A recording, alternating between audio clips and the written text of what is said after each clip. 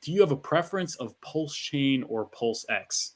Oh, this is such a good question. So this is something I've been one of the major things I've been grappling with over the last couple of months, obviously. So number one, a couple of things we need to clarify. So my personal situation is I participated in the Pulsechain stack, but I didn't go very heavy. I went all in on the PulseX stack. So my situation might be different from someone who didn't participate at all or has a more equal distribution. So for me, because I went heavier into PulseX, I'm going to have a more of a preference towards accumulating Pulsechain because I have less of it.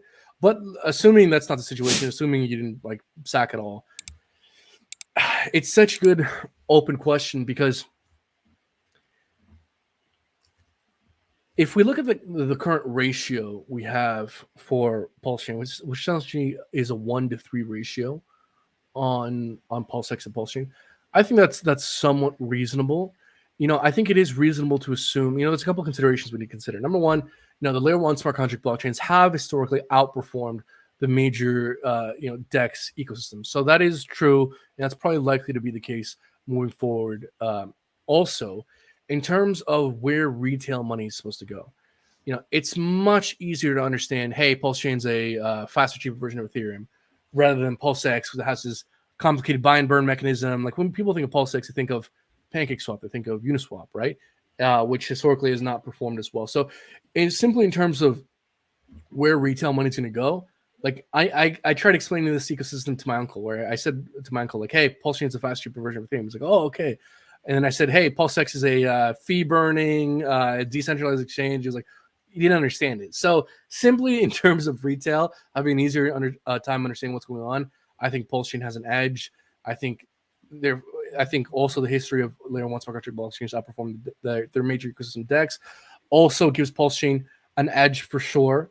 But with that being said, I think the greater the differences in between the ratio, the more so it makes sense to take a look at something like PulseX. So if there's like a 1-5 ratio, anything past a 1-10 ratio, that's where I think it more so makes sense to start thinking about deploying dry powder towards PulseX over Pulsechain. But if we have around that 1-3, 1-5 ratio, I think I would preference Pulsechain for sure.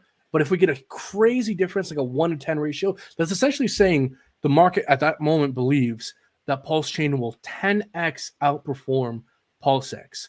And I don't know if there's a super strong case for 10x outperformance long-term forever. I mean, there's going to be staking pools with PulseX. There's going to be that buy and burn. So I can understand a 1-3 or 1-5 ratio, but anything past 1-10, I think that's when it more so makes sense to start thinking about accumulating PulseX. But the great thing about this opportunity is that whatever you choose, it's very hard to go wrong here. Whether you choose Pulsechain or PulseX, a 50-50 split, you're probably going to do extremely well long-term.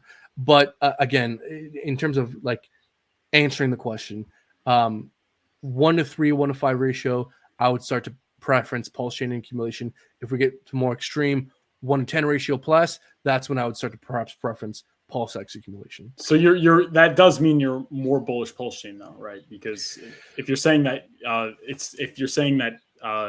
Pulsechain is 1 to PulseX 3, that means that Pulsechain will outperform against the US dollar. I think it is not unreasonable, given the knowledge we have at this moment, to assume that would be the case. But again, it's such an unknown because we don't know what the liquidity pool situation is going to be like. Like we have the testnet, but we don't. But testnet is not reality. People behave very differently with quote unquote real dollars, right? Mm-hmm. So depending on how the liquidity pool situation is set up, the amount of liquidity between PulseX to Pulsechain, between Hex, how things work out. Also, it could be the case that for the Richard Hart bridge, that you might, I think Johnny Chaos might have mentioned this, that you might need Hex to be the intermediary to entering the ecosystem. That we don't know, that is complete speculation. But the point is, there's so many unknowns in regards to at what premium will launch at from Sack Freeze, what the liquidity pool will look like, and all those will affect the ultimate return on investment. So given the knowledge, the incomplete knowledge we have at the moment, I do think it is not unreasonable to assume that Pulsechain will have some kind of outperformance. Again, the PulseX tokenomics might kick in, and we might have somewhat comparable growth.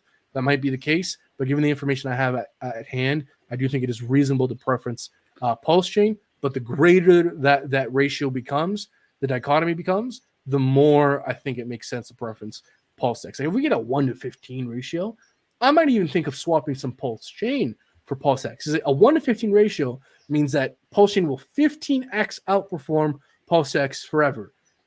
And I'm not super confident about that being the case. In fact, I think there's a strong reason that might not be the case. So the greater that ratio that becomes, the more I think it makes sense to look at PulseX. Yeah, very, very well said. I like everything you said, man. I think it's freaking awesome, Lee. It's nothing for me to add. But I said also is that you look at the amount of I think people, I like how you said there's so many factors, and I told the DJ Cryptomatic, intelligent people respect the unknown. They understand that it's so multifaceted that there is no way to know with certainty. I think people are less intelligent. They just look at one metric and they become purists. It's like, okay, buy and burn, PulseX is better. It's like, there's a lot more to it than that.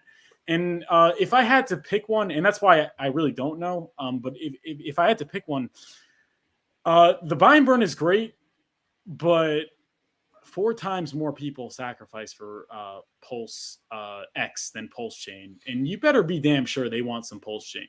So it's like, but all those people that sacrifice for Pulsechain, they got in on PulseX. They're fine. They probably, yeah. So I'm saying is, there's going to be more of a demand for Pulsechain at launch because there's so many more people in the ecosystem that got in later and didn't get it yet. So I'd be forced to say that it's the buy and burn is nice, but is the buy and burn going to trump the 4x demand? I don't think so. I think in the immediate short term, no. But I won't say that with certainty, and I'm definitely gonna go heavy on both. Yeah, and the buy and burn really kicks in when it's like peak bull market, like everything's euphoric. There's a ton of trading volume. Like during the early days, where there's comparatively less trading volume than there will be in the bull market, the buy and burn has less of an effect too, right? So given how many people missed out Pulsechain, given that people got into PulseX for Pulsechain, given how long this is taking, yeah, I think there's a couple good reasons to think that Pulsechain probably has an edge, even though it may be somewhat comparable growth in the end. We don't know. With the information at hand, there is a strong case for Pulsechain having an edge for sure. Thank you so much for watching. If you enjoyed, please hit the like button and subscribe. For weekly meetings, courses, and to access my Discord, consider becoming a Patreon. If you're looking for a more personal experience, consider booking a one-on-one. All links are in the description.